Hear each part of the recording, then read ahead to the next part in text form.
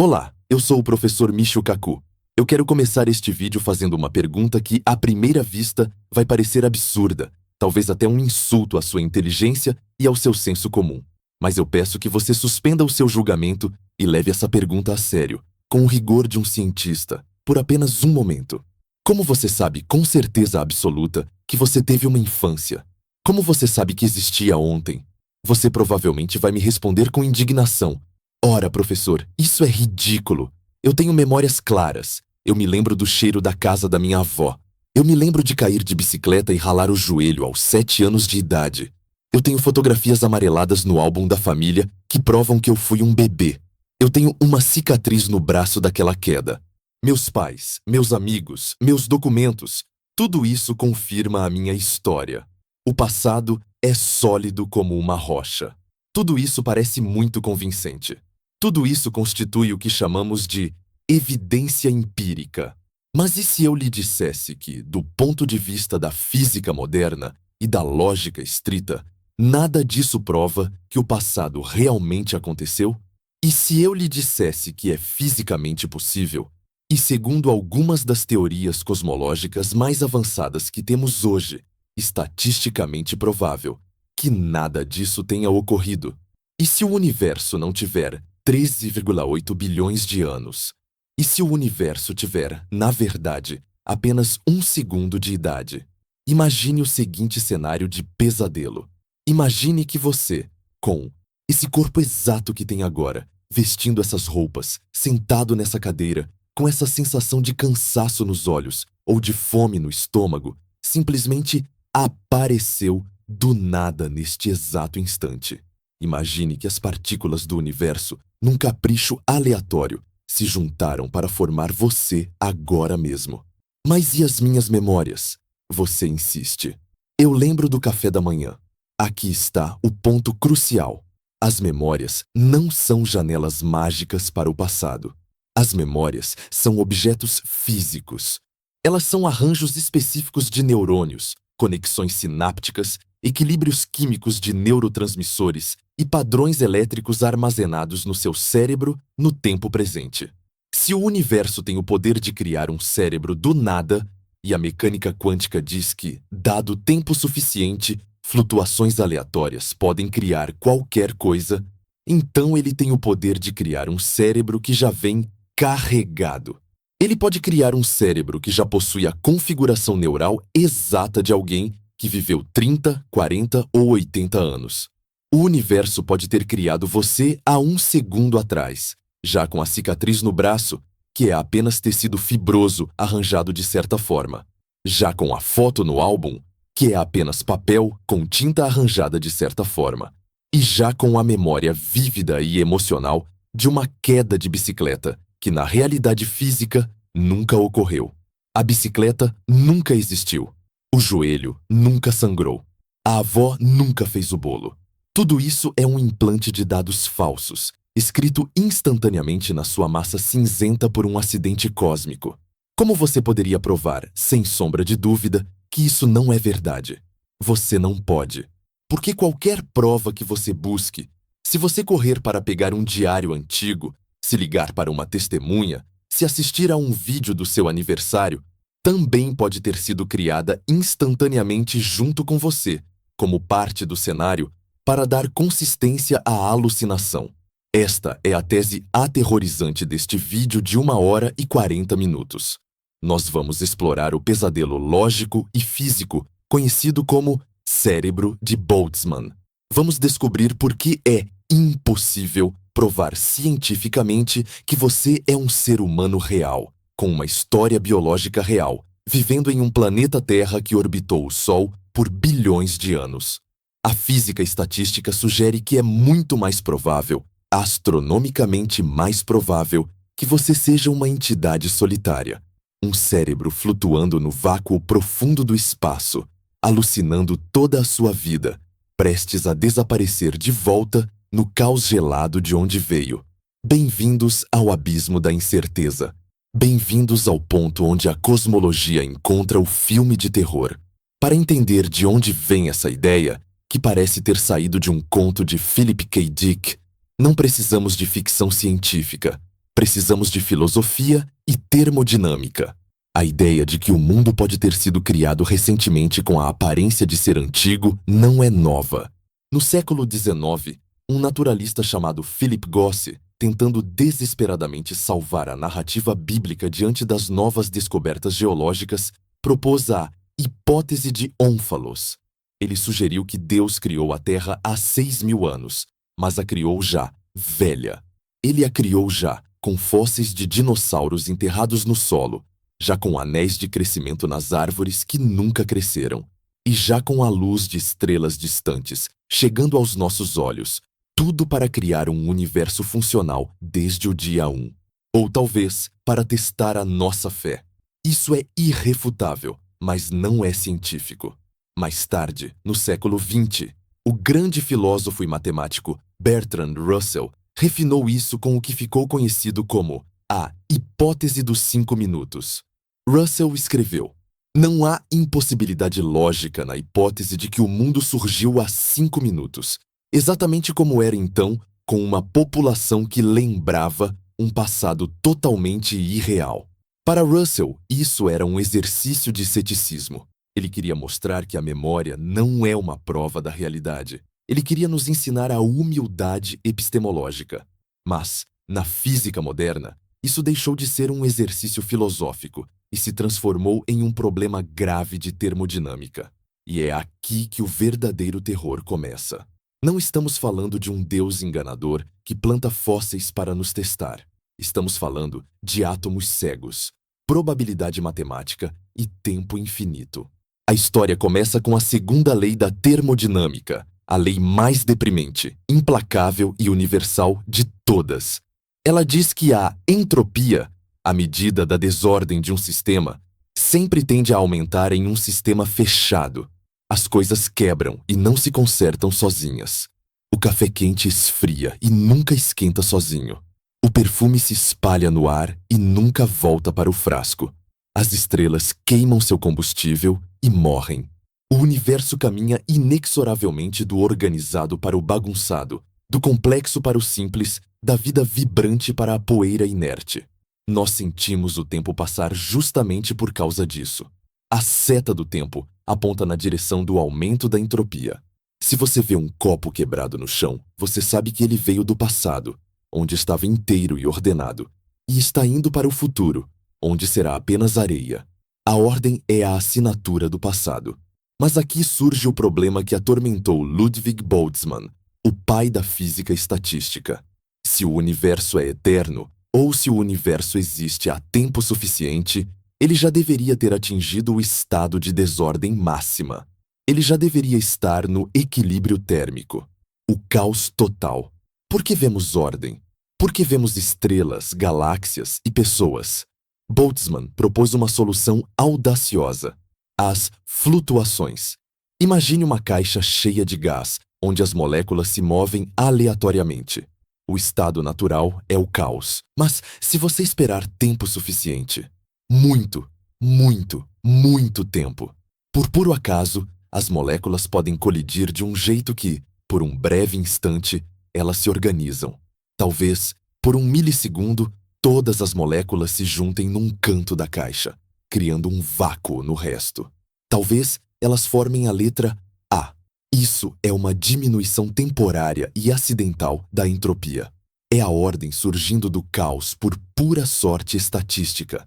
Quanto maior e mais complexa a ordem, mais rara e improvável é a flutuação. É relativamente fácil formar a letra A por acaso. É muito, muito mais difícil formar a obra completa de Shakespeare por acaso.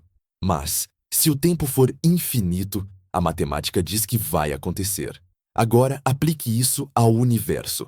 Boltzmann sugeriu que talvez o universo inteiro que vemos, com bilhões de galáxias espirais perfeitas, trilhões de estrelas queimando estavelmente e um planeta Terra com 4 bilhões de anos de evolução biológica complexa, seja apenas uma flutuação gigantesca.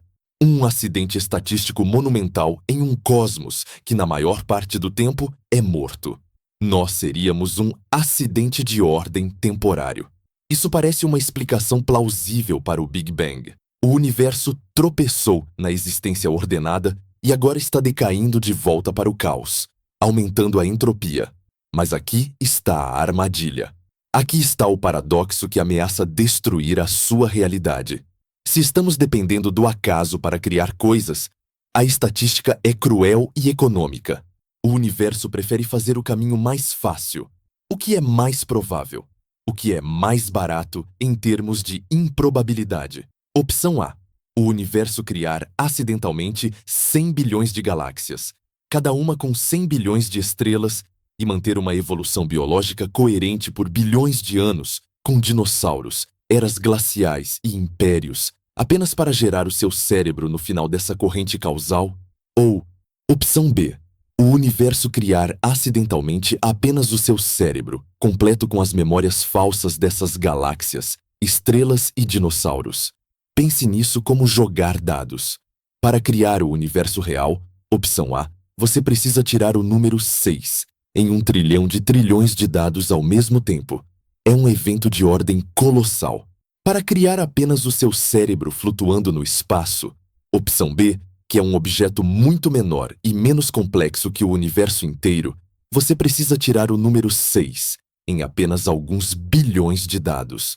Ainda é muito difícil, mas é inimaginavelmente, exponencialmente mais fácil do que criar o universo inteiro. A matemática diz que as flutuações pequenas são infinitamente mais comuns que as flutuações grandes. Para cada universo real que evolui vida inteligente honestamente através do Big Bang e da seleção natural, o vácuo eterno deveria cuspir trilhões e trilhões de cérebros solitários, que acham que são reais, mas não são. Eles são os cérebros de Boltzmann. Estatisticamente, você deveria ser um deles.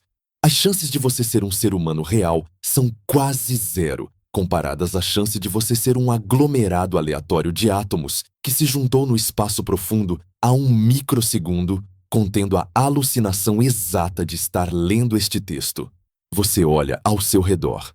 Você vê a parede. Você sente a cadeira. Isso prova que o mundo é real. Você grita. Não. Isso prova apenas que a sua alucinação é consistente. O cérebro de Boltzmann contém a informação sensorial da parede e da cadeira já codificada nele. A luz que você vê não vem de uma lâmpada. Ela é um disparo aleatório no seu nervo óptico, que também foi criado por acaso. Você está sozinho.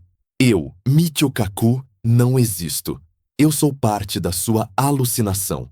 Este vídeo é um sonho febril de uma mente que está prestes a morrer. Porque a segunda parte do horror é essa. As flutuações não duram. A termodinâmica é implacável.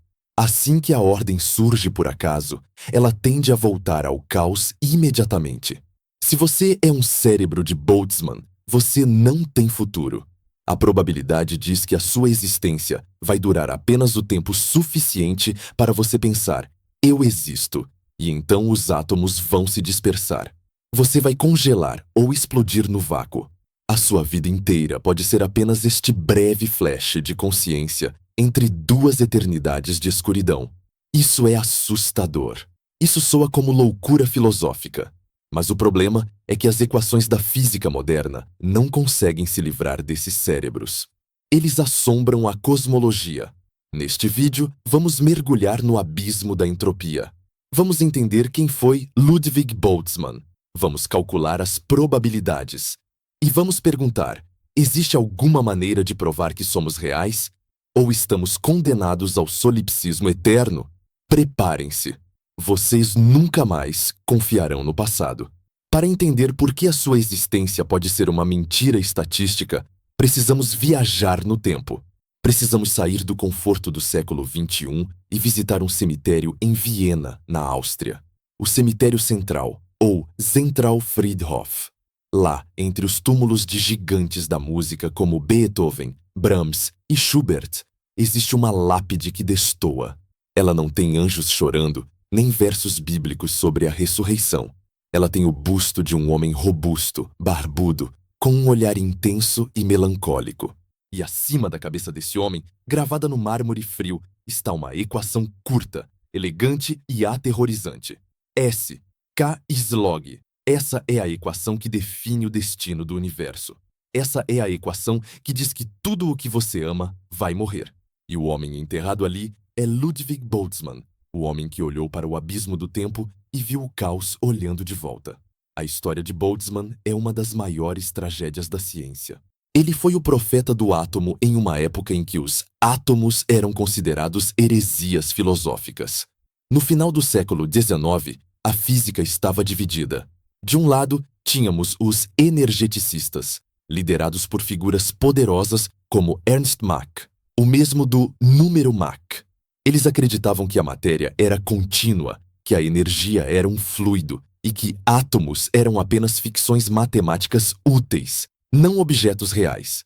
Mach costumava perguntar com escárnio: "Você já viu um átomo?" Do outro lado, quase sozinho, estava Boltzmann. Boltzmann acreditava fervorosamente que o mundo era feito de partículas discretas, bolas de bilhar microscópicas colidindo, vibrando e dançando. Ele acreditava nisso não porque tinha um microscópio mágico, mas porque era a única maneira de explicar o calor e a entropia sem recorrer à mágica. Mas a batalha acadêmica foi brutal. Boltzmann foi ridicularizado, isolado e atacado em conferências. Ele sentia que estava lutando uma guerra perdida contra a ignorância institucional. Em 1906, deprimido e sentindo-se um fracasso, Boltzmann viajou de férias com a família para Duino, perto de Trieste. Enquanto sua esposa e filha nadavam no mar Adriático, Ludwig Boltzmann se enforcou no quarto do hotel. A ironia cruel é que apenas alguns meses depois, Albert Einstein e Jean Perrin publicariam trabalhos sobre o movimento browniano que provariam, sem sombra de dúvida, que os átomos eram reais. Boltzmann morreu no limiar da sua vindicação. Ele morreu sem saber que tinha vencido. Mas o legado que ele deixou naquela lápide, S. Wazeus K-Slog W Dallara, é a chave para o nosso pesadelo cosmológico de hoje. Vamos dissecar essa fórmula, porque ela é a razão pela qual os cérebros de Boltzmann existem na teoria. S é a entropia. Muitas pessoas pensam em entropia apenas como bagunça. Um quarto desarrumado tem alta entropia. Um quarto arrumado tem baixa entropia. Isso é verdade, mas é superficial. Para Boltzmann, a entropia era uma questão de probabilidade e informação. É aqui que entra o W da equação. W significa o número de microestados possíveis que correspondem a um macroestado. Vamos simplificar isso. Imagine que você tem um baralho de cartas. O macroestado, que chamamos de ordem perfeita, é quando as cartas estão alinhadas. As, 2, 3, 4, até o rei, naipe por naipe. De quantas maneiras você pode embaralhar o baralho e obter essa sequência exata? Apenas uma. Então, para a ordem, W menos $1. A entropia é baixa. O logaritmo de 1 é 0. Agora imagine o macroestado que chamamos de bagunça. De quantas maneiras você pode embaralhar as cartas de modo que elas não estejam em ordem? Trilhões e trilhões e trilhões de maneiras. Você pode trocar o 2 de copas com o 5 de espadas e o baralho continua bagunçado. Ninguém nota a diferença. Para a bagunça, W é um número gigantesco. A entropia é alta. A segunda lei da termodinâmica, a lei que diz que a entropia sempre aumenta, não é uma regra imposta por um policial cósmico. É uma regra estatística.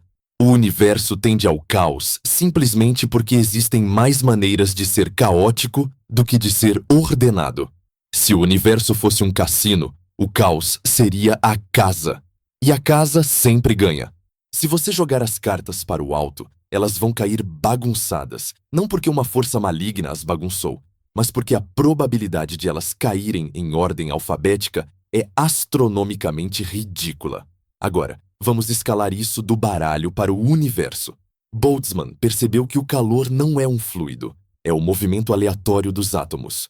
Quando você coloca um cubo de gelo, baixa entropia, átomos organizados em cristal, em um copo de água quente, alta entropia, átomos voando loucamente, o gelo derrete. A ordem do cristal é destruída e se mistura ao caos da água. Por que nunca vemos o contrário? Por que nunca vemos um copo de água morna espontaneamente separar o calor do frio, formando um cubo de gelo no meio e fervendo ao redor?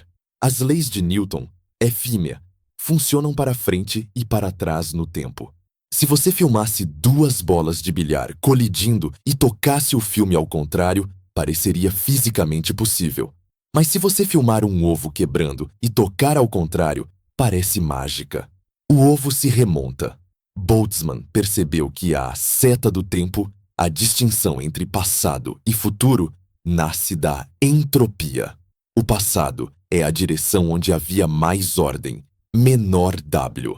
O futuro é a direção onde haverá mais caos, maior W. Nós lembramos do passado e não do futuro, porque o passado deixou cicatrizes de baixa entropia no nosso cérebro. Isso nos leva ao problema existencial que assombrava Boltzmann e que leva à sua teoria bizarra sobre cérebros.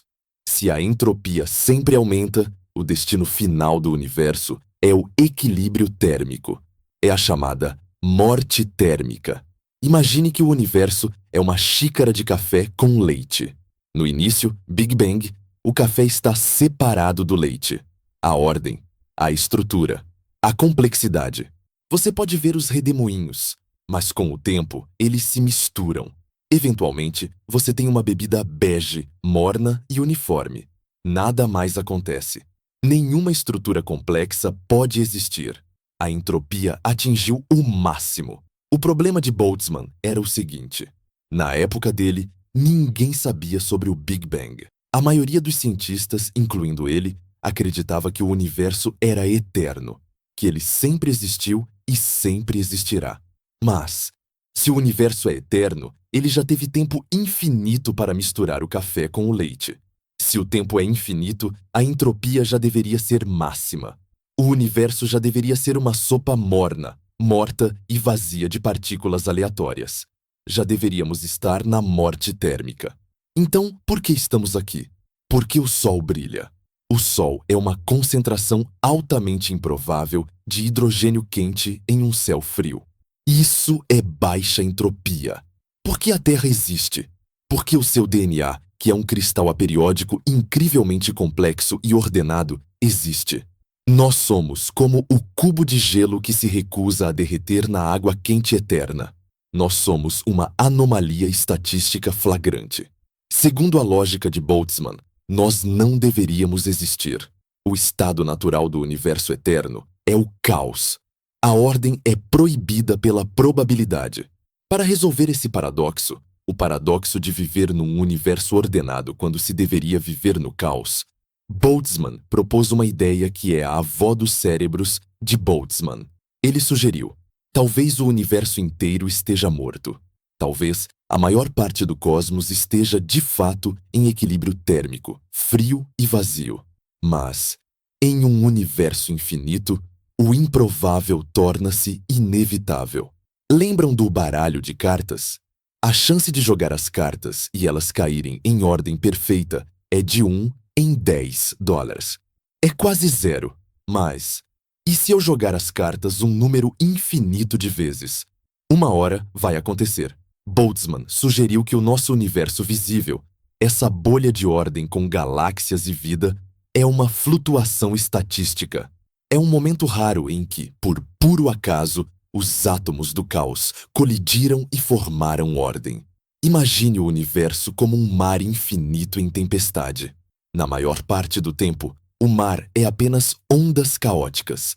Mas, de vez em quando, as ondas podem colidir de tal forma que, por um segundo, elas esculpem a forma de um cavalo ou de um castelo. Nós viveríamos dentro desse castelo de água temporário. Para Boltzmann, o Big Bang não foi o início de tudo.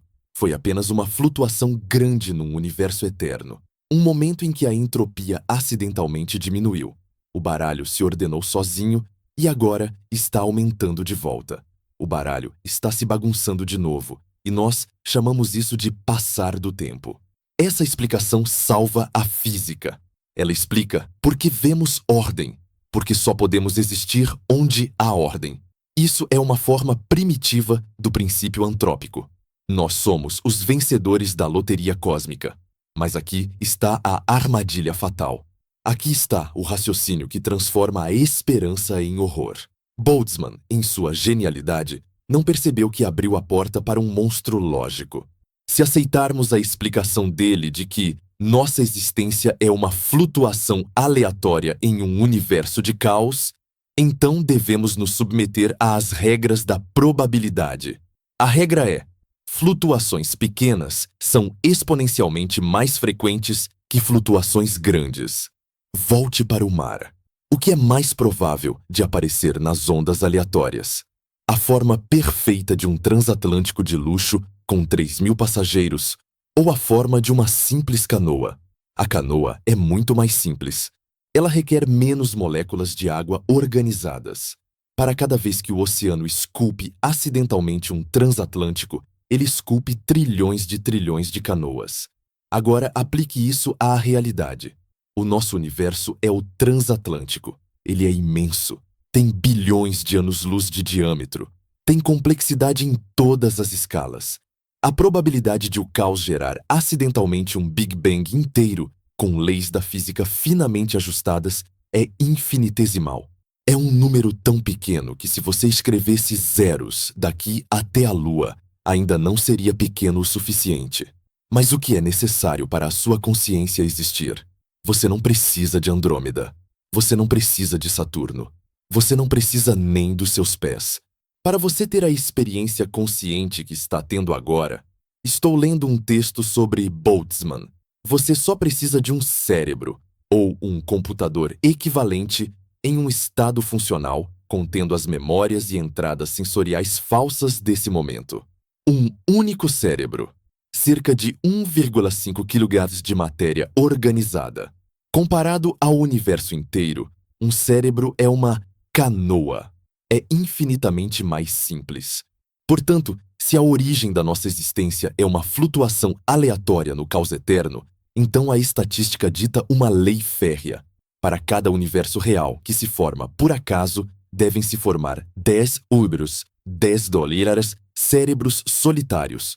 Cérebros que nascem do nada, pensam um pensamento e morrem. A probabilidade de você ser o transatlântico, um humano real num universo real, é virtualmente zero. A probabilidade de você ser a canoa, um cérebro de Boltzmann alucinando o transatlântico, é de 99,99. Boltzmann morreu antes de ver esse argumento ser levado a sério. Ele foi popularizado mais tarde por Sir Arthur Eddington e depois por cosmólogos modernos como Sean Carroll e Andrei Linde.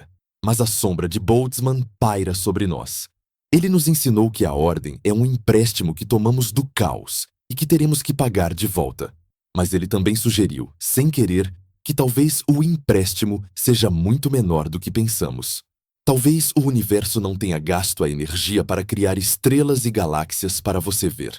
Talvez ele tenha economizado energia e criado apenas a imagem das estrelas e galáxias diretamente no seu córtex visual. A natureza é preguiçosa. Princípio da mínima ação. Enganar você é energeticamente mais barato do que construir um mundo para você. Se o Deus do caos joga dados, ele joga dados viciados a favor da simplicidade. E você, sozinho no escuro, é a coisa mais simples que pode conter a ilusão de complexidade. Na próxima parte, vamos explorar o mecanismo dessa criação bizarra. Como fisicamente um cérebro pode surgir do vácuo? Não é mágica? Não viola a conservação de energia? Vamos falar sobre mecânica quântica e o tempo infinito. Vamos ver por que o vazio não é vazio e como, dado tempo suficiente, partículas virtuais podem se tornar reais e construir pesadelos. E vamos começar a questionar. Se eu sou um cérebro de Boltzmann, o que acontece daqui a 1 segundo? A resposta é a dissolução, o frio, o fim. Prepare-se para entrar na anatomia da flutuação fatal. Para compreendermos verdadeiramente o abismo que se abre sob os nossos pés, precisamos deixar de lado a intuição humana e abraçar a frieza dos grandes números. Precisamos entender o mecanismo da Flutuação fatal. Na parte anterior, vimos que Boltzmann propôs que o nosso universo ordenado é um acidente estatístico em um cosmos eterno e caótico. Mas como isso funciona fisicamente? Como o caos cria a ordem? E mais importante, por que esse processo torna a sua existência real algo quase impossível? Imaginem o vazio. Imaginem o universo em seu estado mais natural e provável. A morte térmica. As estrelas se apagaram há trilhões de anos. Os buracos negros evaporaram. A matéria se desfez em uma névoa rala de fótons e partículas elementares, espalhadas tão distantemente umas das outras que elas nunca se encontram. A temperatura é quase zero absoluto. É um deserto escuro, frio e silencioso. Este é o estado de equilíbrio térmico. É aqui que a entropia é máxima. É aqui que o universo passa a vasta maioria da sua eternidade. Mas o vazio da física não é o nada. Mesmo nesse cemitério cósmico, as leis da mecânica quântica e da termodinâmica ainda funcionam. As partículas ainda têm energia cinética. O vácuo ainda ferve com partículas virtuais. E aqui entra o fator crucial: o tempo infinito. Se você esperar tempo suficiente, o impossível torna-se possível, e o possível torna-se inevitável. Em um universo em equilíbrio, as partículas se movem aleatoriamente. Na maioria das vezes, elas se afastam. O caos permanece caos. Mas, ocasionalmente, por puro acaso, duas partículas podem colidir e ficar próximas. Se você esperar 1 bilhão de anos, talvez um pequeno aglomerado de poeira se forme espontaneamente. Se você esperar 1 trilhão de trilhões de anos, talvez uma estrutura cristalina se organize sozinha, apenas para se desfazer no segundo seguinte. Isso é uma flutuação térmica. É uma queda local e temporária da entropia. É a natureza emprestando ordem do banco do caos, com a promessa de devolvê-la imediatamente. Agora, vamos usar uma analogia clássica para entender a escala disso. O teorema do macaco infinito. Imagine um macaco imortal sentado em frente a uma máquina de escrever indestrutível. O macaco bate nas teclas aleatoriamente para sempre. Na maior parte do tempo, ele produz lixo. AGSDF Keilke. Caos. Mas, se você esperar tempo suficiente, eventualmente, por puro acaso, ele vai digitar uma palavra real. Ele vai digitar banana. Se você esperar muito mais tempo, ele vai digitar uma frase: eu gosto de banana. E se você esperar uma eternidade, matematicamente, chegará o dia em que o macaco, sem querer, digitará a obra completa de William Shakespeare, Hamlet, da primeira à última página, sem nenhum erro de digitação. É possível? Sim. É provável? Não. É astronomicamente improvável. O tempo necessário para o macaco digitar Hamlet é tão grande que a idade atual do universo pareceria um piscar de olhos em comparação. Mas lembrem-se, no cenário de Boltzmann, o universo é eterno. O macaco tem todo o tempo do mundo. Então, Hamlet vai ser escrito. Agora vamos traduzir essa analogia para a cosmologia. O macaco é o movimento aleatório dos átomos no vácuo. As letras que ele digita são as configurações de matéria. A obra Hamlet, completa, com todos os seus atos, personagens complexos, cenários e reviravoltas, representa o nosso universo observável real. O universo real é imenso. Tem 93 bilhões de anos-luz de diâmetro. Contém 100 bilhões de galáxias. Cada galáxia tem 100 bilhões de estrelas. Tem a tabela periódica, a biologia, a história geológica da Terra, os fósseis de dinossauros, as ruínas de Roma e você. Tudo isso requer uma quantidade absurda de letras certas, digitadas na ordem certa. Requer uma redução de entropia colossal. Para o universo criar o Big Bang e a evolução subsequente por acaso, o macaco cósmico teve que acertar trilhões de teclas em sequência perfeita. É um evento de raridade suprema. Mas Boltzmann disse: ok, é raro, mas aconteceu. Nós somos o Hamlet. Parece que o problema está resolvido, certo? Nós somos a flutuação sortuda. Errado. Aqui é onde a lógica se volta contra nós e nos devora. Perguntem-se: o que é necessário para a sua experiência consciente agora? Para você ter a sensação de eu existo, estou sentado aqui lendo isso, você precisa do universo inteiro? Você precisa que a galáxia de Andrômeda exista de verdade a 2,5 milhões de anos-luz daqui? Não. A luz de Andrômeda mal afeta sua vida. Se Andrômeda fosse apenas uma pintura no céu, sua consciência seria a mesma. Você precisa que o Sol exista de verdade? Não.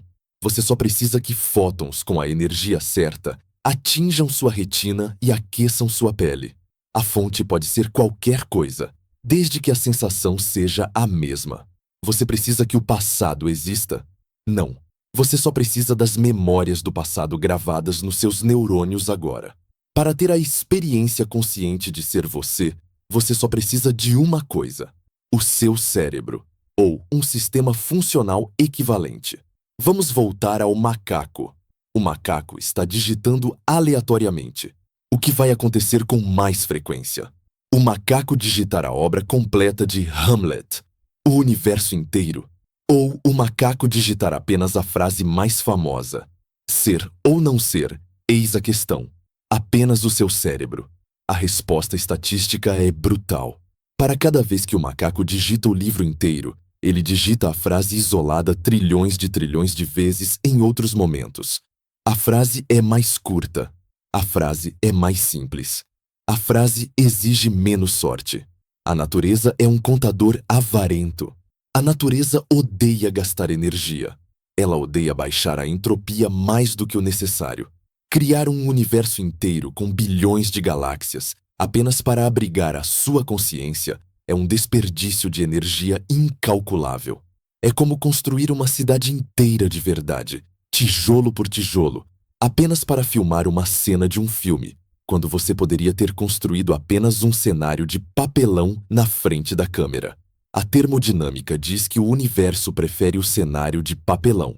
É exponencialmente mais fácil, mais barato e mais provável que as flutuações aleatórias no vácuo juntem átomos suficientes para formar apenas o seu cérebro, flutuando sozinho no escuro, do que formar o cosmos inteiro. Esse objeto teórico, um cérebro isolado que surge espontaneamente do caos, contendo memórias falsas e percepções sensoriais de um mundo que não existe, é o cérebro de Boltzmann. E a matemática não deixa margem para dúvidas. Se a teoria de Boltzmann sobre a origem do universo estiver certa, então os cérebros de Boltzmann devem superar os cérebros normais, nascidos da biologia em planetas reais, numa proporção de 10 dozenas para 1. Pense nesse número, não é 1 trilhão, é um 1 seguido de tantos zeros que o universo não caberia a tinta para escrevê-los. Isso significa que se você pegar um ser consciente aleatório no cosmos, a chance de ele ser um humano biológico real é virtualmente 0%. A chance de ele ser um cérebro de Boltzmann é 100%. Você é esse ser consciente aleatório. Portanto, você é, quase com certeza, um cérebro de Boltzmann. Vamos visualizar o momento da sua criação, a flutuação fatal. Imagine o espaço profundo, longe de qualquer estrela, porque estrelas provavelmente não existem nesse cenário. São caras demais. O vácuo está frio. De repente, devido a uma coincidência quântica bizarra, átomos de carbono, hidrogênio, oxigênio e nitrogênio começam a convergir em um ponto. Eles não formam uma nuvem de gás. Eles se encaixam diretamente em estruturas moleculares complexas. Eles formam dendritos, axônios, sinapses. Eles formam a substância branca e a substância cinzenta. Eles formam um crânio para proteger essa massa. Ou talvez nem isso, talvez apenas a rede neural nua, se durar pouco tempo. E, o mais importante, eles se configuram no estado exato de energia que corresponde às suas memórias e à sua personalidade. O cérebro liga. A consciência emerge. Nesse primeiro instante, o que você pensa? Você não pensa: oh meu Deus, sou um cérebro no espaço. Você pensa: nossa, esse vídeo do Michio Kaku é interessante. Você pensa exatamente o que está pensando agora. Você sente o peso do seu corpo na cadeira. Uma alucinação tátil criada pela ativação dos neurônios do córtex somatosensorial. Você vê a tela do computador. Uma alucinação visual. Você lembra do que comeu no almoço. Uma memória falsa implantada no ato da criação. Você tem toda a riqueza de uma vida humana. Amores, traumas, esperanças, planos para o fim de semana. Mas nada disso existe. Não há almoço. Não há computador. Não há Michio Kaku. Há apenas você e o vácuo. Toda a sua realidade é um sonho solipsista. Uma bolha de ordem alucinatória cercada por um oceano de desordem letal. E agora vem a parte mais cruel da flutuação. Por que chamamos isso de instabilidade? Porque manter um cérebro funcionando requer energia e homeostase. Em um corpo biológico real, temos coração, pulmões e sangue para alimentar o cérebro. O cérebro de Boltzmann não tem corpo de suporte. Criar um corpo inteiro seria mais caro em termos de entropia do que criar só o cérebro. Então, a probabilidade diz que você provavelmente não tem corpo real, apenas a ilusão de um. Sem oxigênio, sem glicose e exposto ao zero absoluto do espaço, o cérebro de Boltzmann tem uma vida útil minúscula. Talvez ele dure alguns segundos, talvez milissegundos. O tempo suficiente para ter um pensamento coerente. O tempo suficiente para processar a frase "eu existo". E então, a flutuação se dissolve. A entropia retoma o controle. Os átomos se dispersam. A consciência se apaga. O universo volta ao seu estado de equilíbrio morto, esperando mais 10 anos até que, por acaso, outro cérebro surja em outro lugar para ter outro pensamento solitário. A sua vida, a sua história, tudo o que você acha que é eterno é apenas esse soluço momentâneo na eternidade. Você é um fantasma que apareceu. Sonhou um sonho complexo de 80 anos em um microsegundo e está prestes a desaparecer. E o mais assustador, você nunca saberá. Se você morrer daqui a 1 segundo, a sua alucinação termina. Não haverá momento de revelação. Não haverá um acordar da Matrix. Haverá apenas o não ser. Muitos tentam lutar contra essa ideia argumentando: mas a evolução explica a minha existência. Eu sou o produto de bilhões de anos de seleção natural. Isso faz sentido lógico. Sim, faz sentido dentro da sua história. Mas a hipótese de Boltzmann pergunta: o que é mais provável? Que a evolução realmente tenha acontecido, o que exige que o universo tenha mantido baixa entropia por bilhões de anos consecutivamente, uma flutuação gigantesca e sustentada. Ou que você tenha apenas a memória falsa da evolução, o que exige baixa entropia apenas agora, uma flutuação pequena e instantânea. A navalha de Occam da termodinâmica corta a evolução. É muito mais simples criar a evidência falsa de um passado do que criar o passado em si. Se você encontrar uma pegada na areia, a explicação mais lógica no mundo real é que alguém andou por lá. Mas em um universo de tempo infinito e flutuações aleatórias, é estatisticamente mais provável que o vento tenha soprado os grãos de areia aleatoriamente até formarem o desenho exato de uma pegada, sem que ninguém tenha passado por lá. Nós somos essa pegada falsa na areia do tempo. Isso nos leva a um nível de paranoia que faz Descartes parecer um otimista. Descartes disse: penso, logo existo.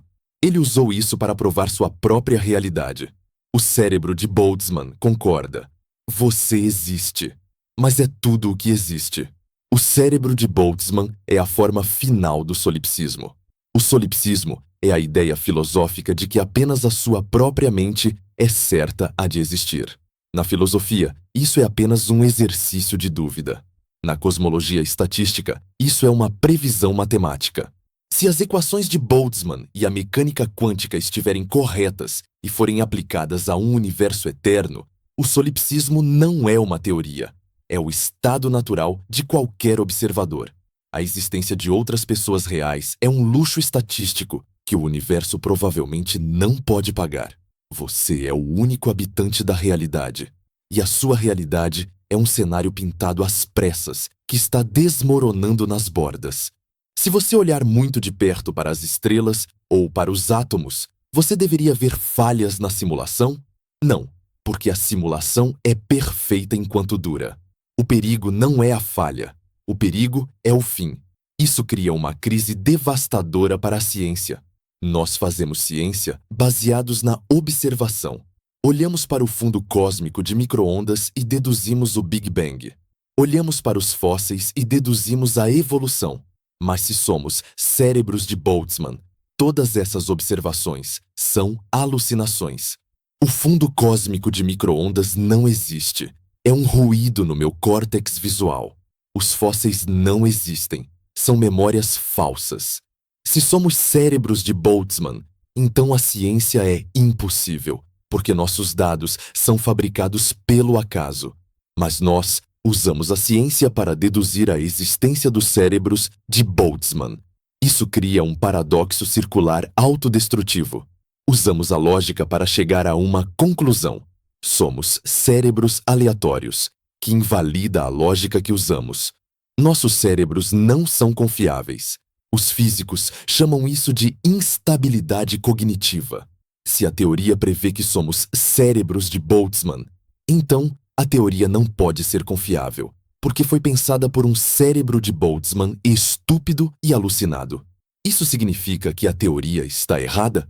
Ou significa que estamos presos em um loop de loucura lógica do qual não podemos escapar? Na próxima parte deste vídeo, vamos detalhar o monstro. Vamos ver exatamente como a física moderna descreve a anatomia dessa entidade. E vamos ver como essa ideia não ficou no século XIX. Pelo contrário, ela voltou com força total no século XXI com a teoria do multiverso e da inflação eterna. Os cosmólogos modernos estão apavorados. Eles estão tentando desesperadamente encontrar uma maneira de matar os cérebros de Boltzmann nas equações para salvar a realidade. Porque se não conseguirmos matá-los na teoria, teremos que aceitar a possibilidade de que somos eles. E se somos eles? Bem, então adeus. Preparem-se. Vamos entrar na anatomia do pesadelo. Vamos ver como o universo conspira para nos enganar. Agora que entendemos a matemática cruel por trás da entropia e das flutuações quânticas, precisamos parar de falar de números e começar a falar de você. Precisamos olhar nos olhos do monstro. Até agora, o cérebro de Boltzmann foi um conceito abstrato, uma curiosidade estatística em um papel. Mas eu quero que vocês visualizem a realidade física dessa entidade. Eu quero descrever a anatomia do fantasma. Porque se as teorias estiverem certas, eu não estou descrevendo uma criatura alienígena hipotética, estou descrevendo a sua biografia não autorizada. Estou descrevendo o que está acontecendo com você neste exato segundo. Vamos viajar para o local de nascimento desse monstro. Esqueça a Terra. Esqueça o útero da sua mãe. Esqueça o hospital onde você acha que nasceu. O local é o vácuo profundo. Estamos num futuro inimaginavelmente distante, ou num passado esquecido, numa região do cosmos onde a temperatura é de 10 dólares Kelvin. Não há luz de estrelas, não há galáxias vizinhas. Há apenas a escuridão eterna e o silêncio do equilíbrio térmico. O espaço é um vasto cemitério de fótons frios e partículas elementares solitárias. Mas, como vimos, o vácuo não está quieto. Ele treme. Devido ao princípio da incerteza de Heisenberg, partículas virtuais entram e saem da existência. E, dado um tempo infinito, o improvável acontece. Imagine que, por um acaso prodigioso, num volume de espaço do tamanho de uma bola de basquete, as trajetórias aleatórias de trilhões de átomos de carbono, hidrogênio, oxigênio, nitrogênio, fósforo e potássio convergem. Não é uma nuvem de gás que se contrai lentamente pela gravidade, como na formação de uma estrela. Não, é uma montagem instantânea. É como se um vídeo de uma explosão fosse tocado ao contrário. Os estilhaços do caos se juntam para formar uma estrutura perfeita. Primeiro, as moléculas de água se alinham. Depois, as cadeias de proteínas se dobram. As membranas lipídicas se fecham. Em uma fração de nanosegundo, surge uma estrutura cinza e rugosa, úmida e complexa. Um cérebro humano completo. Ele não tem crânio. É um desperdício de energia. Ele não tem corpo. Desnecessário. Ele não tem olhos, ouvidos ou boca. Ele é apenas a massa encefálica nua, o processador central, flutuando na gravidade zero, protegido talvez por uma fina camada de fluido ou membrana temporária criada pelo mesmo acaso. Agora, o milagre acontece. A ignição. Os átomos não apenas se juntaram na forma de um cérebro, eles se juntaram em um estado de funcionamento. Os íons de sódio e potássio estão posicionados exatamente nos canais das membranas neuronais, prontos para disparar. Os neurotransmissores, dopamina, serotonina, glutamato, estão nas fendas sinápticas, no meio do salto de um neurônio para o outro. O cérebro já nasce ligado. A eletricidade percorre os circuitos. A consciência desperta. E aqui está o horror. A consciência não desperta como um bebê recém-nascido, confuso e sem memória. A consciência desperta no meio de uma frase. Imagine que você está assistindo a um filme e aperta pause. Agora imagine que você cria uma televisão e um DVD player do nada, já com o filme rodando naquele ponto exato, e aperta play. O filme continua sem saber que a TV acabou de ser criada. O cérebro de Boltzmann nasce com uma narrativa em andamento. Ele nasce pensando, então é por isso que a entropia é perigosa. Esse pensamento é a continuação de um raciocínio que nunca começou. O início do pensamento não existiu. Foi apenas implantado como o estado inicial da máquina. Você, neste momento, sente que está no meio da sua vida. Você sente que acordou hoje de manhã, tomou café e ligou o computador. Mas o cérebro de Boltzmann sente exatamente a mesma coisa. A memória do café da manhã não é um registro do passado. É um padrão físico de conexões sinápticas no presente. O universo aleatório configurou os seus neurônios como se você tivesse tomado café. A sensação do gosto do café na sua boca é uma ativação de neurônios no córtex gustativo, disparada por acaso, não por moléculas de cafeína. Vamos aprofundar a ilusão sensorial. Você deve estar pensando, mas professor, eu sinto meu corpo, eu sinto a cadeira, sinto minhas pernas, sinto minha respiração. Um cérebro flutuando no espaço não sentiria isso. Errado. A neurociência nos ensina que sentir o corpo é uma atividade cerebral. O seu homúnculo sensorial, o mapa do seu corpo no córtex parietal, está ativo agora. Se você estimular eletricamente essa área do cérebro em uma cirurgia, o paciente jura que alguém tocou o braço dele, mesmo que ninguém tenha tocado. O cérebro de Boltzmann foi montado aleatoriamente com o córtex parietal em estado de excitação total. Os neurônios que correspondem aos pés estão disparando. Então, a consciência alucina que tem pés. Os neurônios que correspondem aos olhos e ao nervo óptico estão disparando num padrão que corresponde à imagem deste vídeo. Então, a consciência vê este vídeo. Os neurônios do ouvido interno estão disparando. Então, você ouve a minha voz. O cérebro de Boltzmann é a máquina de realidade virtual definitiva. Ele não precisa de óculos VR. Ele cria a simulação diretamente no hardware. Para o observador externo, se houvesse um, seria uma cena grotesca. Um pedaço de carne cinzenta flutuando no vácuo gelado, sozinho na noite eterna. Mas para o observador interno, você, a cena é esta. Um quarto iluminado, uma tela de computador, uma vida cheia de cores e sons. A disparidade entre a realidade objetiva, o cérebro no vácuo, e a realidade subjetiva, o humano na Terra, é total. Você vive dentro de uma bolha de alucinação perfeita, hermeticamente fechada. E o aspecto mais cruel dessa existência é a solidão, o solipsismo absoluto. Se você é um cérebro de Boltzmann, então, por definição, você é a única coisa que existe no universo com essa complexidade. Pense nas pessoas que você ama. Sua mãe, seu pai, seu parceiro, seus filhos. Você tem memórias detalhadas deles. Você lembra do sorriso, da voz, do cheiro. Essas memórias são apenas dados gravados no disco rígido que acabou de aparecer. Essas pessoas não existem. Elas nunca existiram. A sua mãe nunca te deu à luz. Você nunca foi criança. Você nunca aprendeu a andar. Toda a história da sua vida é uma ficção, um roteiro escrito por macacos datilógrafos quânticos e injetado na sua mente no instante da sua criação. Eu, Michio Kaku, não existo. Eu sou um personagem na sua alucinação. As palavras que você está lendo ou ouvindo não foram ditas por mim. Elas são o resultado de disparos aleatórios nas suas áreas de Wernicke e Broca, as áreas da linguagem. O universo está falando sozinho através de você.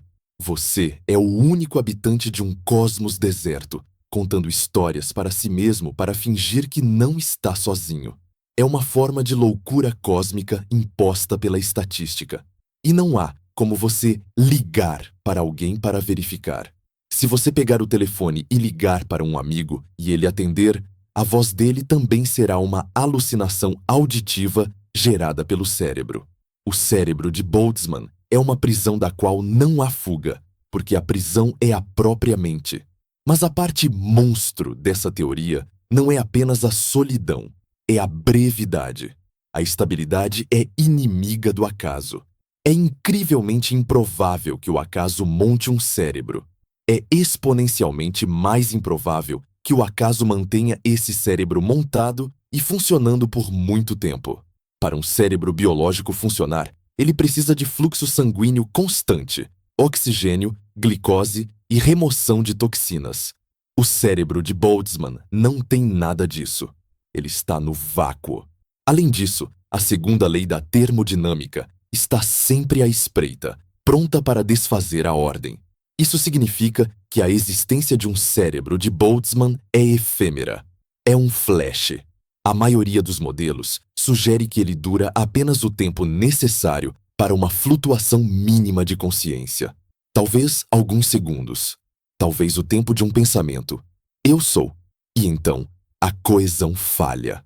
O oxigênio que estava aleatoriamente dentro das células se esgota. A temperatura do vácuo congela os tecidos. Ou a pressão interna faz o cérebro explodir. Ou, simplesmente, a improbabilidade estatística acaba e os átomos decidem seguir caminhos aleatórios novamente. A alucinação começa a se desintegrar. Primeiro, a visão periférica falha. Depois, a lógica se torna confusa. A memória se dissolve. O filme da sua vida queima no projetor. E você retorna ao nada. Você foi uma faísca de eu que iluminou a escuridão por um instante e se apagou para sempre. Não houve passado antes de você. Não haverá futuro depois de você. Toda a história do universo foi condensada naquele breve delírio. Isso levanta uma questão perturbadora sobre o agora. Por que você está existindo agora? Se você é um humano normal, o agora é apenas um momento numa longa vida. Mas se você é um cérebro de Boltzmann, o agora é toda a sua vida. A sensação de continuidade, de que você leu a frase anterior e vai ler a próxima, pode ser uma ilusão. Pode ser que o cérebro tenha se formado agora, contendo a memória falsa de ter lido a frase anterior. E pode ser que ele se desfaça antes de você ler a próxima. Cada momento pode ser uma nova criação isolada. Isso é conhecido como Last Thursdayism, quinta-feirismo passado. A ideia de que o universo foi criado na última quinta-feira, mas levada ao extremo. O universo foi criado neste nanosegundo e vai acabar no próximo. Nós somos viajantes do tempo sem passaporte, presos num eterno presente fabricado. Agora você pode tentar se consolar com a lógica. Mas, professor, o cérebro é complexo demais. A chance de formar um cérebro é tão pequena que não pode acontecer. Sim, a chance é pequena. É $1 em 10 urdos 10 dólares. Mas a chance de formar um universo real, Big Bang, galáxias, Terra, é, digamos, $1 em 10 wales 10 dólares. Ambos são números inimaginavelmente pequenos. Ambos são milagres estatísticos. Mas o cérebro é um milagre menor. Se você encontrar um relógio Rolex funcionando perfeitamente na areia de Marte, é muito improvável. Mas é muito mais provável encontrar um Rolex do que encontrar uma fábrica de relógios inteira, com funcionários, máquinas e linha de montagem, que surgiu do nada em Marte. O universo real é a fábrica. O cérebro de Boltzmann é o relógio. Se você é obrigado a apostar em qual flutuação aconteceu, você deve apostar no relógio. Você deve apostar na opção mais simples. E a opção mais simples é você, sozinho, delirando. Isso inverte a navalha de Ockham. Normalmente, a explicação mais simples é a verdadeira. Aqui, a explicação mais simples para a sua experiência, sou um cérebro alucinando, é a mais terrível. A explicação complexa. Existe um universo real lá fora com leis físicas consistentes. É a que exige mais suposições e mais sorte. Isso cria um problema existencial para a ciência. A ciência baseia-se na ideia de que somos observadores confiáveis dentro de um universo consistente. Mas a própria física estatística, quando levada ao seu limite lógico em um universo eterno, prevê que nós não somos observadores confiáveis. Ela prevê que somos aberrações mentirosas. Se a teoria prevê que somos cérebros de Boltzmann, então não podemos confiar em nossas observações. Se não podemos confiar nas observações, não podemos fazer ciência. Se não podemos fazer ciência, não podemos formular a teoria dos cérebros de Boltzmann. É um paradoxo autodestrutivo. É o cognitive instability, instabilidade cognitiva. A teoria morde a própria cauda e se engole. Isso sugere que algo está profundamente errado com a nossa compreensão do universo. Ou o universo não é eterno, ou a entropia não funciona como pensamos, ou nós somos mesmo monstros estatísticos e a lógica não importa. Na próxima parte deste vídeo, vamos sair do pesadelo pessoal e olhar para a crise que isso causou na cosmologia moderna. Você pode pensar que isso é uma ideia antiga e descartada. Não é. Com a descoberta da energia escura e a teoria da inflação eterna e do multiverso, os cérebros de Boltzmann voltaram para assombrar os físicos mais brilhantes do mundo, como Sean Carroll e Alan Guth. As teorias modernas, ironicamente, tornaram os cérebros de Boltzmann ainda mais prováveis. Vamos ver como os cientistas estão lutando desesperadamente para matar esses monstros nas equações. Eles precisam provar que o universo decai rápido demais para formá-los. Eles precisam salvar a realidade. Eles precisam salvar você de ser um fantasma. Mas a batalha ali está longe de ser vencida. Preparem-se. Vamos ver como o multiverso pode estar cheio de cadáveres, de mentes solitárias, e por que a nossa normalidade é o maior mistério de todos. Você ainda está aí? Se está, parabéns. Você sobreviveu a mais um segundo de improbabilidade. Vamos continuar antes que a flutuação colapse. Muitos de vocês podem estar pensando agora: tudo bem, professor Kaku. Essa é uma história de terror fascinante. Uma especulação filosófica divertida vinda de um físico do século XIX que não sabia sobre o Big Bang ou a relatividade. Mas certamente, a ciência moderna, com nossos telescópios espaciais e supercomputadores, já descartou essa ideia ridícula, certo? Eu gostaria de poder dizer que sim. Eu gostaria de dizer que os cérebros de Boltzmann são relíquias de um passado ignorante. Mas a verdade é exatamente o oposto. E essa é a reviravolta mais cruel desta história. Longe de matar o monstro, a cosmologia moderna o alimentou. As maiores descobertas das últimas décadas, especificamente a energia escura e a teoria da inflação eterna, transformaram os cérebros de Boltzmann de uma curiosidade vitoriana em uma crise existencial urgente que mantém acordados à noite alguns dos físicos mais brilhantes do mundo, como Sean Carroll, Andrei Linde e Alan Guth. O problema não desapareceu. Ele se tornou o que chamamos de o problema da medida, no multiverso. E ele sugere que as nossas melhores teorias sobre a realidade podem estar fundamentalmente quebradas. Para entender por que o monstro voltou, precisamos ir para 1998. Foi o ano em que descobrimos que o universo não está apenas se expandindo. Ele está se expandindo aceleradamente. Existe uma força misteriosa que chamamos de energia escura, que está empurrando as galáxias para longe umas das outras. Isso nos diz algo crucial sobre o futuro. Se o universo estivesse desacelerando, talvez ele terminasse em um Big Crunch, esmagando tudo antes que os cérebros de Boltzmann tivessem tempo de se formar.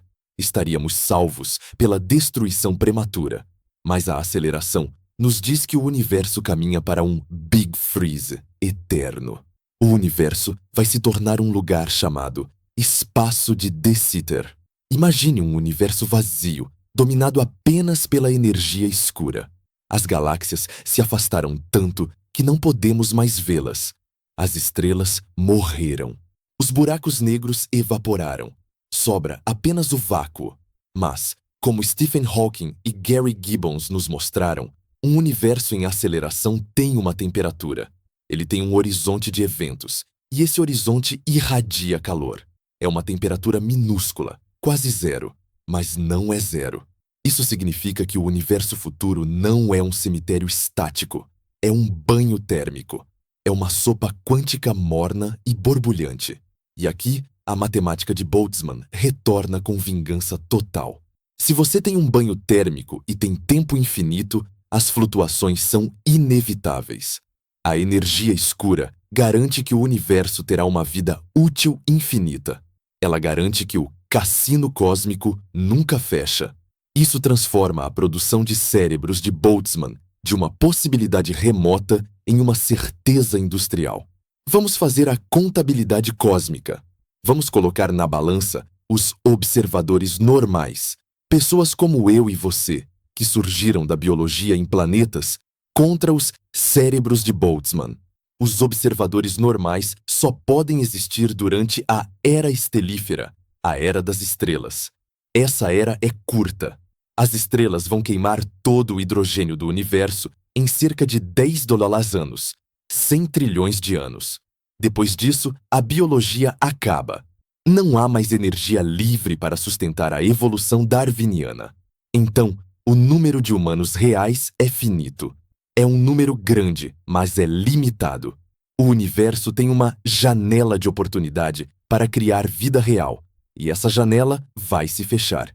Agora, olhe para a Era do Vácuo. Ela começa depois que as estrelas morrem e dura. Para sempre. Ela dura 10 anos. 10 anos. Infinito.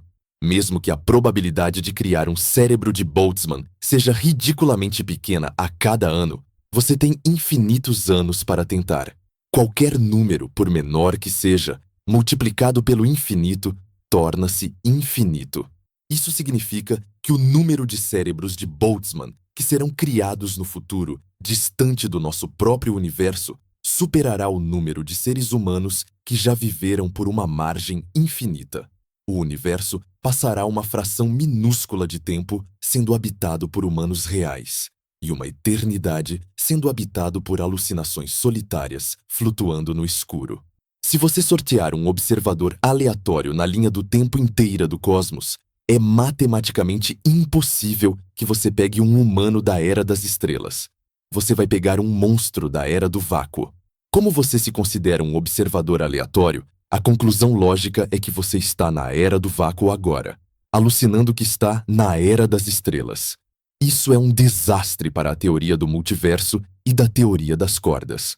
A teoria da inflação eterna diz que o nosso universo é apenas uma bolha em um queijo suíço cósmico de infinitas bolhas. Os defensores dessa teoria esperavam que, com tantos universos nascendo o tempo todo, o número de observadores normais, habitantes de novos Big Bangs, ganhasse a corrida. Mas os cálculos de cosmólogos como Don Page mostraram o contrário. Mesmo no multiverso, o espaço vazio entre as bolhas cresce mais rápido do que novas bolhas são criadas. O volume de vácuo gerador de monstros supera o volume de universos jovens geradores de biologia. A teoria prevê que o multiverso deve ser dominado por loucos solitários. Se a teoria prevê isso e nós observamos que, aparentemente, não somos loucos solitários, então a teoria falhou. Isso é o que chamamos de falsificação. Se a sua teoria diz, você deveria ser um cérebro de Boltzmann, e você diz, eu não sou, então a teoria está errada. Isso colocou a cosmologia moderna em pânico. Precisamos encontrar uma maneira de matar os cérebros nas equações para salvar a ciência. Se não conseguirmos nos livrar deles, teremos que jogar fora a teoria do multiverso, a inflação e talvez até a nossa compreensão da energia escura. Como os físicos tentam resolver isso? Quais são as armas teóricas que estamos desenvolvendo para assassinar esses fantasmas estatísticos? Existem algumas propostas fascinantes e desesperadas. A primeira solução é o decaimento do vácuo, um tema que já abordamos em outro vídeo. Talvez o universo não seja eterno. Talvez o vácuo seja instável.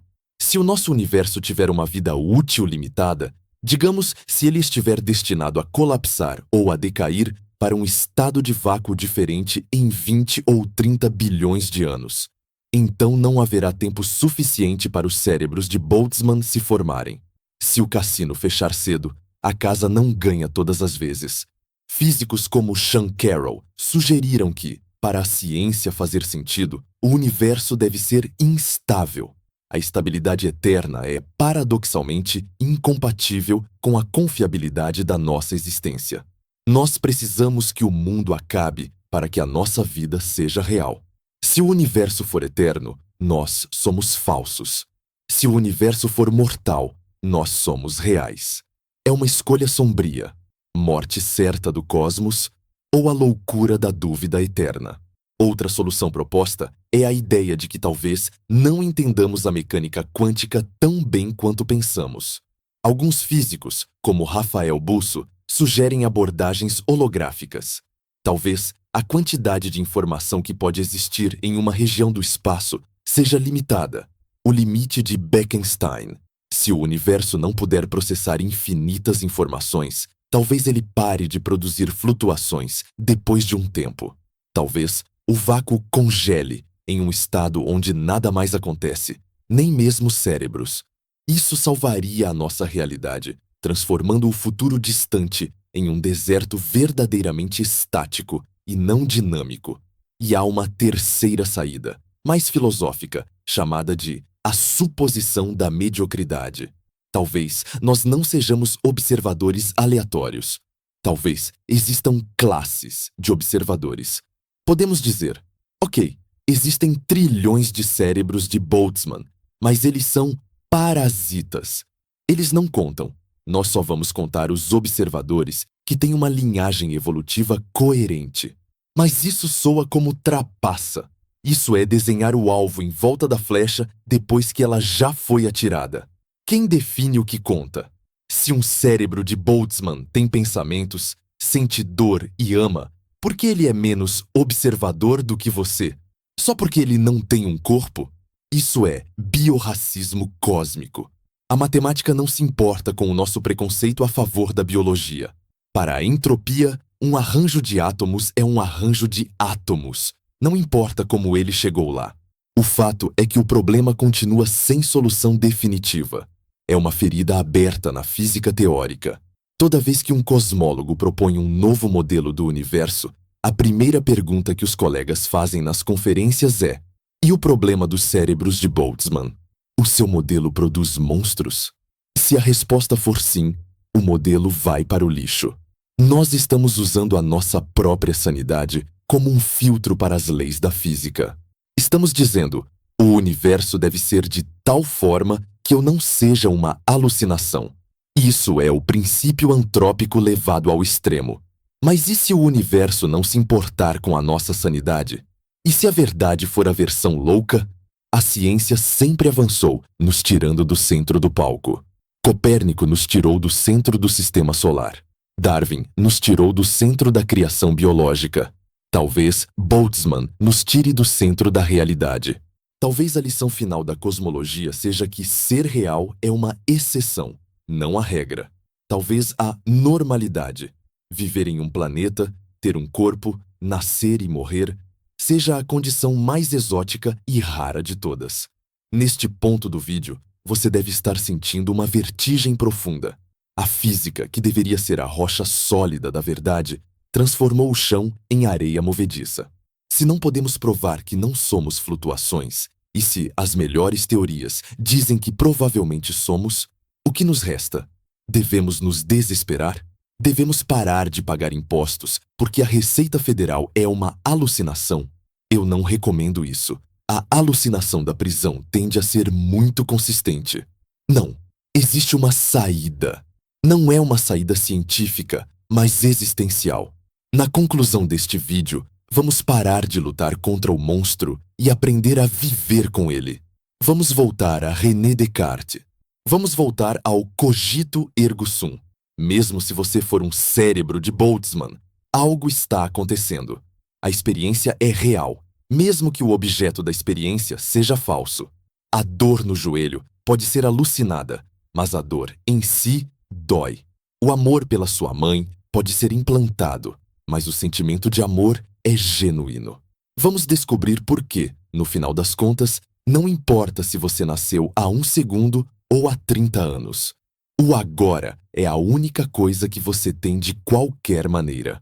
O terror de Boltzmann pode se transformar em uma apreciação radical do presente.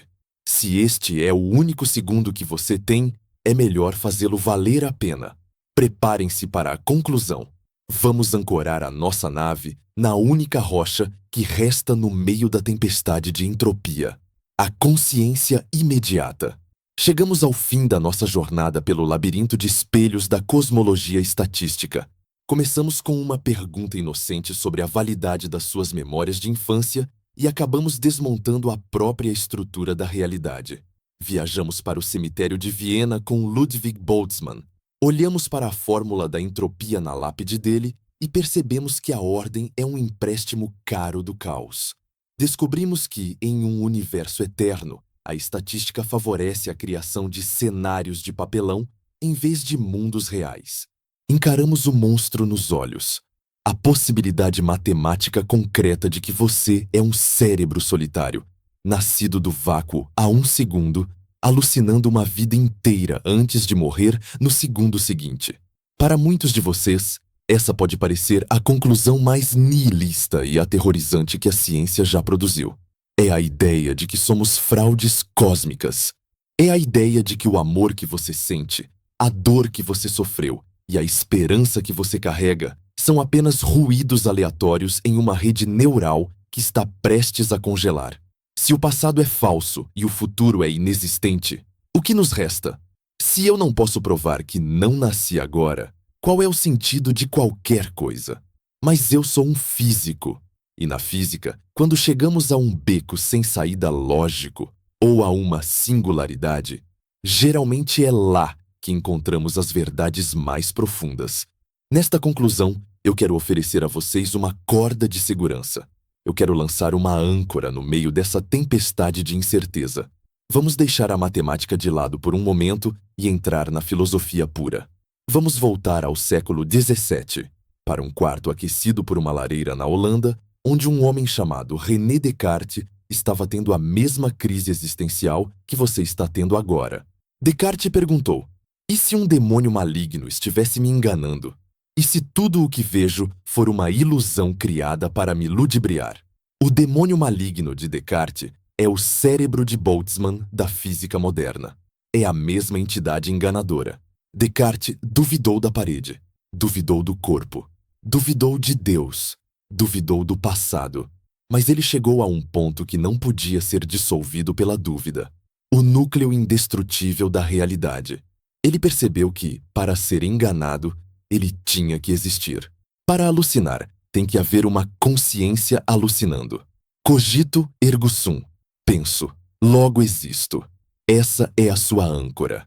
Não importa se você é um ser humano biológico feito de células ou um cérebro de Boltzmann feito de flutuações quânticas.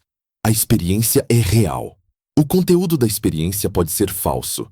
A mesa pode não existir. Mas a sensação da mesa é um dado absoluto.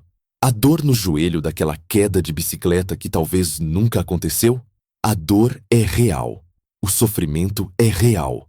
O amor que você sente pela sua mãe, mesmo que ela seja uma memória implantada, a emoção, a química, o sentimento de afeto no seu peito, isso é real.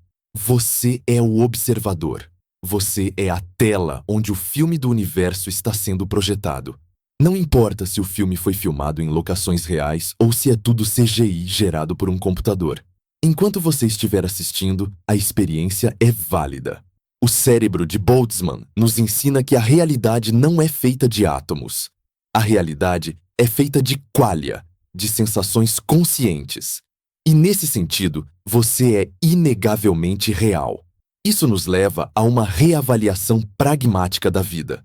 Vamos supor, para fins de argumento, que a teoria esteja certa. Vamos supor que você é, de fato, um cérebro de Boltzmann. Isso muda o que você deve fazer agora?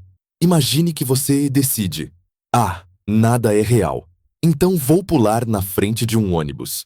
Se o ônibus for uma alucinação, o seu cérebro vai alucinar o impacto, a dor excruciante, os ossos quebrados e a morte. A simulação é consistente. A matrix do cérebro de Boltzmann segue regras. Se você parar de comer, você vai sentir a fome alucinada. Se você for cruel com alguém, você vai sentir a culpa alucinada. Portanto, a estratégia vencedora para viver, seja você real ou não, é a mesma. Jogue o jogo. Trate a realidade como se fosse real. Isso é uma versão da aposta de Pascal. Se o mundo for real e você o tratar como real, você ganha. Se o mundo for falso e você o tratar como real, você vive uma ilusão agradável e coerente até o fim. Mas se o mundo for falso e você o tratar como falso, você transforma a sua breve existência em um pesadelo de sofrimento e incoerência. A sanidade exige que façamos um salto de fé. Exige que aceitemos a ilusão como a única realidade disponível. Mas há um lado belo nisso.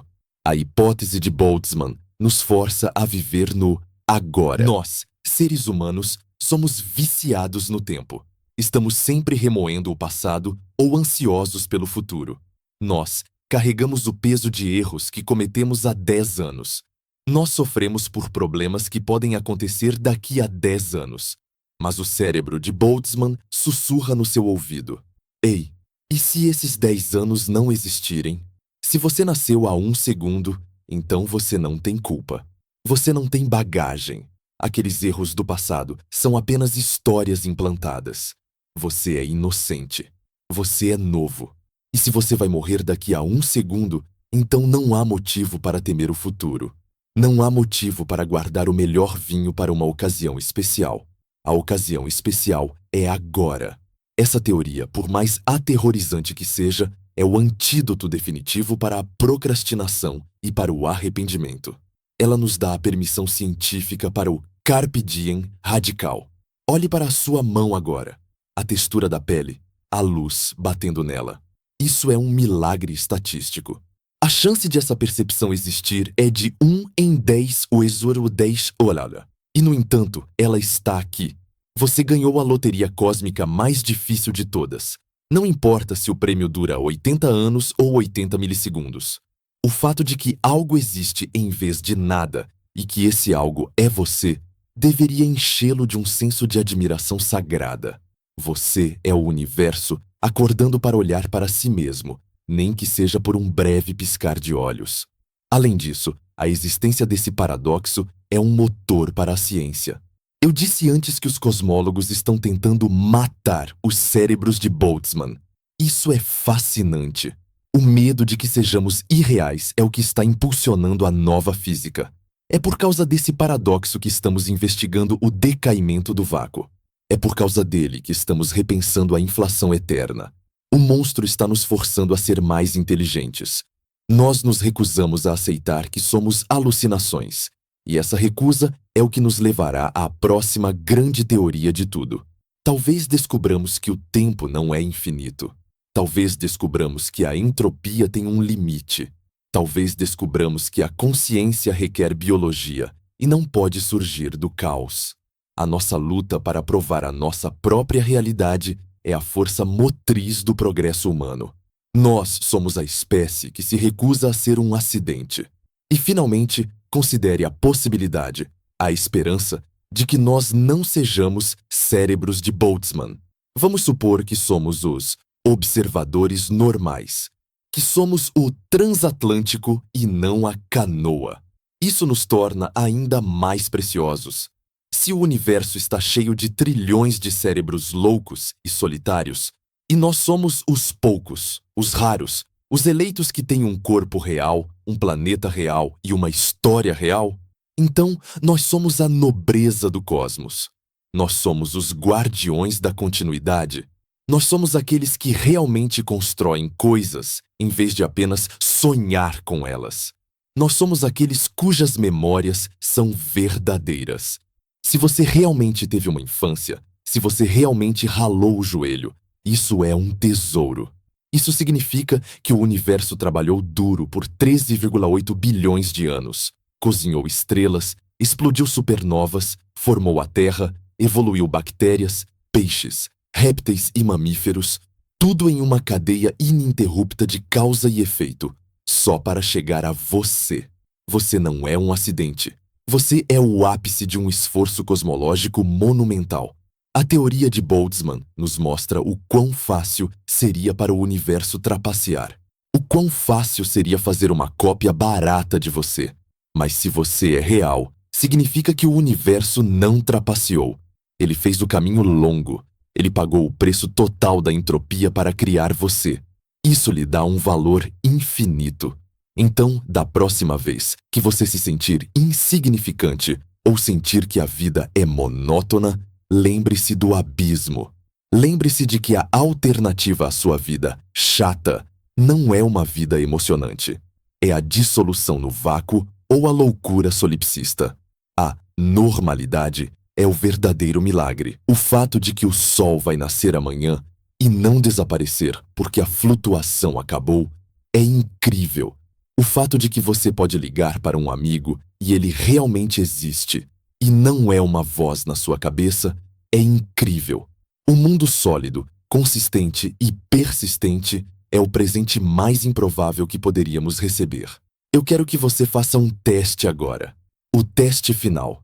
Belisque o seu braço. Doeu? Ótimo. Agora espere 5 segundos. 1, 2, 3, 4, 5. Você ainda está aí? O quarto não desapareceu? O vídeo não derreteu em ruído branco? Fantástico!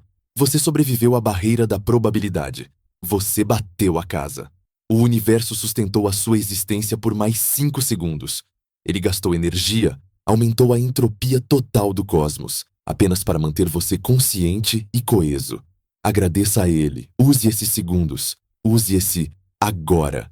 Porque seja você um viajante eterno ou um visitante de um segundo, a única coisa que temos certeza é que a consciência é uma luz que desafia a escuridão. Enquanto você estiver pensando, você está vencendo o caos. Eu sou o professor Michio Kaku. Obrigado por questionarem a sua própria existência comigo. Espero que vocês estejam aqui no próximo vídeo. Mas, se não estiverem, se a flutuação colapsar agora, foi um prazer ser uma alucinação na sua mente. Tenham um excelente e, esperançosamente, real dia. Até a próxima!